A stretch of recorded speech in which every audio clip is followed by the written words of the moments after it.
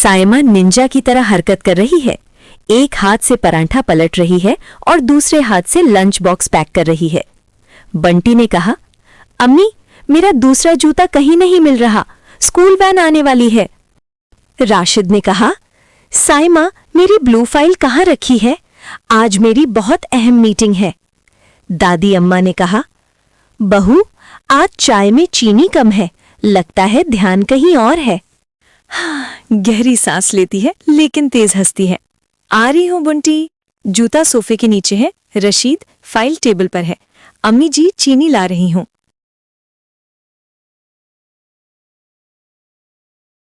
साइमा जूता पकड़ती है, रशीद के दाखिल होते ही फाइल उसके हवाले करती है और दादी के कप में चीनी डालती है। सब लोग चले जाते हैं। दरवाजा जोर से बंद हो जाता है। साइमा किचन में अकेली खड़ी है। वो थकी हुई लगती है। उसने कहा, लोग कहते हैं हाउसवाइफ्स घर पर रहती है तो आराम करती होंगी। कोशिश करूंगी उन्हें समझाने की, जब मुझे सांस लेने का वक्त मिलेगा। उसे कपड़ों के नीचे एक पुराना स्केच बुक मिलता है। वो उसे खोलती है ताकि वो खूबसूरत लिबास के डिजाइन देख सके जो उसने सालों पहले बनाए थे। कितना शौक था मुझे बुटीक खोलने का। इतने में फोन बजता है। ये इसकी दोस्त निदा की व्हाट्सएप वॉइस नोट था। साइमा यार, तेरी वो डिजाइन की हुई कुर्ती सबको बहुत पसंद आई। तुम ऑनलाइन पेज क्यों नहीं शुरू करते? मैं पहला ऑर्डर दूंगी। साइमा की आंखें रोशन हो जाती हैं। वो गंदे कमरे की तरफ देखती है, फिर स्केचबुक की तरफ, और सोचती है, ठीक है, आज मैं अपने लिए कुछ करूंगी। साइमा कागज पर एक डिजाइन बनाने की कोशिश करती है, लेकिन दूध चूल्हे पर उबलकर ऊपर आ गया। बंटी ने फर्श पर जूस गिरा दिया। वो परेशान है। वो अपने स्केचबुक को छुपाने की कोशिश में सालन जला देती है।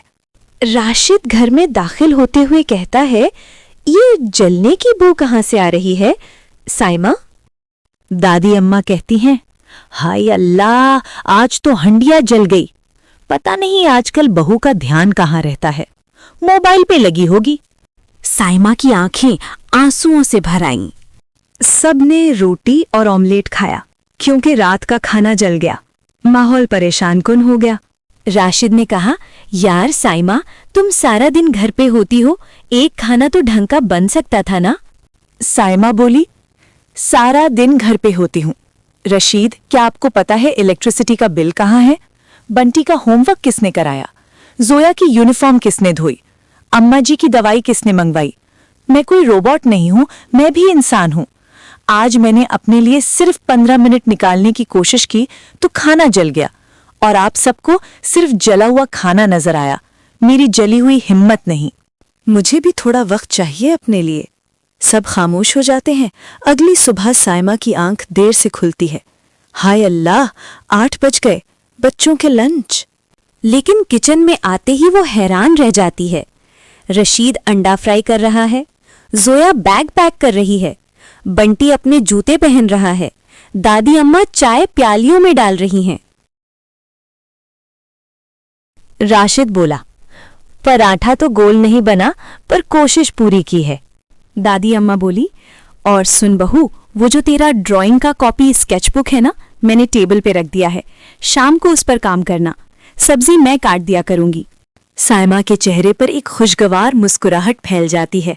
राशिद बोला, तुम सुपर वुमन हो, पर सुपर वुमन को भी साइड किक की जरूरत होती है। हम मिलकर घर चलाएंगे ताकि तुम अपने सपने पूरे कर सको। कुछ हफ्तों बाद घर साफ सुथरा है। साइमा लैपटॉप और कपड़ों के साथ बैठी है। वो खुश नजर आ रही है।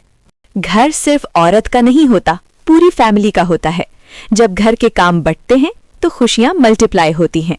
अगर आप भी मेरी तरह हैं तो आज ही अपने लिए वक्त निकालें, क्योंकि हैप्पी मॉम हैप्पी होम।